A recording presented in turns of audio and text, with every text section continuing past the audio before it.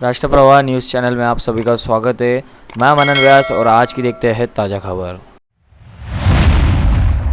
मनसे प्रमुख राज ठाकरे ने एक बार फिर राकपा प्रमुख शरद पवार पर निशाना साधते हुए उन पर जात की राजनीति करने का आरोप लगाया। कल बीड़ में उनके गाड़ी पर फेंकी गई सुपारी के पीछे शिवसेना के स्थानीय जिला प्रमुख उपस्थित होने का आरोप करते हुए शरद पवार तथा उद्धव ठाकरे को मनसे कार्यकर्ता सबक सिखाएंगे। आरक्षण को लेकर उनके बयान को तोड़ मरोड़ कर लोगों तक पहुंचाने के पीछे ठाकरे तथा पवार के पाले हुए पत्रकारों का हाथ होने का आरोप ठाकरे ने किया। याच्याऐवजी फक्त आपल्याकडे जातीचं राजकारण केलं जातं आणि त्या जातीच्या राजकारणामधून माती भडकवली जाते। मी आत्ताची साधी गोष्ट सांगतो, हा माझा संपूर्ण दौरा, या संपूर्ण दौऱ्यामध्ये जरांगे पाटलांचा काही संबंध नव्हता, म्हणजे त्यांचा विषय पण नव्हता, पण त्यांच्या आंदोलनाच्या मागून शरद पवार आणि उद्धव ठाकरेंसारखी मंडळी ज्या प्रकारचं राजकारण करतायत, जे मला मराठवाड्यामध्ये दिसतंय, यातला अजून एक दुर्दैवाचा भाग की या मराठवाड्यामधले काही सगळ्या गोष्टींसाठी म्हणून इन्व्हॉल्व्ह झालेले, म्हणजे मला त्यांची नावही माहिती आहेत, मला कळलं का, ती योग्य ठिकाणी जातीलही, त्याच्या इन्क्वायऱ्या सुरू पण होतील। म्हणजे कोणाला पेवर ब्लॉकचे कॉन्ट्रॅक्ट्स मिळाले आहेत, कोणाला MIDC मध्ये जागा मिळाल्या आहेत, कोणाला किती पैसे मिळाले आणि त्याच्यातनं कशा गाड्या घेतल्या गेल्या आहेत, कळलं का, अशा सगळ्या गोष्टी माझ्या कानावरती आलेल्या आहेत। विधायक रवि राणा ने एक बार फिर विधायक बच्चू कडू को तोड़ीबाज बताते हुए उनके आंदोलन पर टिप्पणी करते हुए उनके हर आंदोलन में स्वार्थ छिपे रहने का आरोप लगाया। सरकारने अनेक अशा योजना आणल्या, लोकहिताच्या योजना आहे, शेतकऱ्यांसाठी वीज माफ हा सगळ्यात मोठा निर्णय सरकारने घेतलेला आहे। आज तुम्ही पाहिलं की ज्या पद्धतीनं अपंग कल्याण मंत्रालय जे कधी आजपर्यंत नव्हतं ते उघडण्याचं काम केलं आणि त्याचं कॅबिनेटचा दर्जा हा बच्चू कडूला दिला। बच्चू कडू जेव्हा उद्धव ठाकरेंसोबत होते तेव्हासुद्धा मंत्री होते, जेव्हा या सरकारसोबत आहे आतासुद्धा मंत्री आहे, आणि त्यांच्या वैयक्तिक ज्यांचे जे कामं आहे ते एवढे फायद्याचे कामं त्यांनी करून घेतले आणि पुन्हा आता सरकारला ब्लॅकमेल करताय।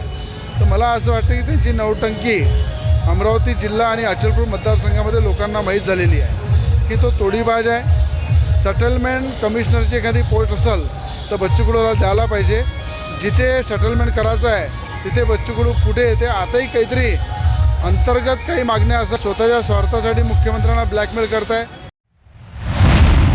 राहड़गांव चौक से राहड़गांव मस्जिद तक के 25 करोड़ की लागत से कंक्रीट रास्ते का भूमि पूजन विधायक सुलभा खोड़के के हाथों हुआ। मिशन विधानसभा चुनाव 2024 के तहत राहड़गांव प्रभाग की बैठक का भी आयोजन इस अवसर पर किया गया था। संवाद सभा को संबोधित करते हुए विधायक सुलभा खोड़के ने अपने राजनीति की शुरुआत राहड़गांव प्रभाग से होने की बात कहते हुए उनके द्वारा किए गए विकास कार्यों का बोरा उपस्थितों के सामने रखा। राकपा नेता संजय खोड़के ने मतदार क्षेत्र की जनता को समझदारी से मतदान करने का आह्वान किया। इस अवसर पर परिसर के ज्येष्ठ नागरिक, महिला, युवक युवती बड़ी संख्या में उपस्थित थे।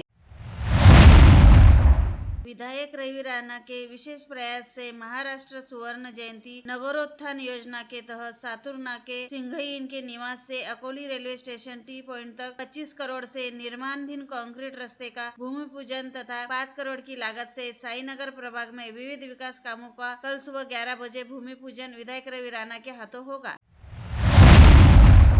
पीठाधीश्वर शक्ति महाराज ने शहर में जारी अवैध अमली पदार्थों की बिक्री पर प्रतिबंध लगाने की मांग करते हुए युवाओं तथा युवतियों को नशे से दूर रहने का आह्वान किया। जो पब है, हमारे ग्रामीण वासियों की लड़कियां पढ़ाई करने यहाँ पे आती है, कुछ शहरवासी अपने अमरावती शहर की लड़कियां पढ़ाई करती है, कॉलेज जाती है, उसपे कुछ पब वालों ने कमीशन बेसिस पे लड़कियों को रखे हैं। हमारे गरीब बच्चों को ले जाते पब में और वहाँ पे ब्राउन शुगर और कोकीन जो ड्रिंक पे डाल के पिलाते हैं, उस वशीकरण करके हमारी बच्चियां उनकी इस पे हो जा रही है। आज हमारे बच्चों की ये हालत हो चुकी है ड्रग्स से और कोकीन से कि उनको होश भी नहीं रहा, लेकिन हम लोग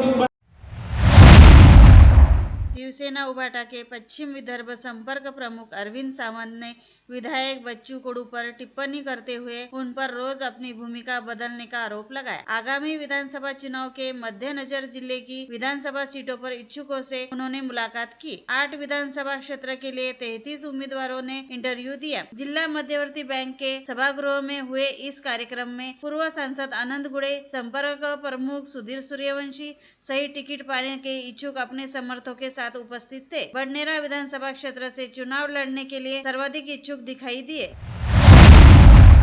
महाराष्ट्र सरकार की योजनाओं का बखान करते हुए सांसद डॉक्टर अनिल बोंडे ने ऐसी लोक कल्याणकारी महायुति की सरकार फिर से राज्य में स्थापित होने का मानस आयोजित पत्रकार वार्ता में व्यक्त किया। महाराष्ट्राचे अर्थमंत्री अजितदादा पवार प्रकल्प मांडला आणि महाराष्ट्रामध्ये मुख्यमंत्री एकनाथजी शिंदे, उपमुख्यमंत्री अजितदादा पवार, उपमुख्यमंत्री देवेंद्रजी फडणवीस यांच्या नेतृत्वामध्ये जे लोकहिताचं सरकार सुरू आहे त्याचं प्रतिबिंब अर्थसंकल्पामध्ये दिसलं आणि सर्वांना आवडणारी, सर्वांना भावणारी योजना म्हणजे महाराष्ट्रामधल्या करोडो माता भगिनींना ज्या 21 वर्षापासून 65 वर्षापर्यंतच्या आहे त्यांना 1500 रुपये या तिन्ही सक्षम भावांकडून रक्षाबंधनाच्या दिवशी 2 महिन्याची दिल्या जाणार आहे आणि त्यासाठी अंगणवाडी सेविका असो, आशा असो, सेतू केंद्रामधून तो फॉर्म भरला जातो आहे।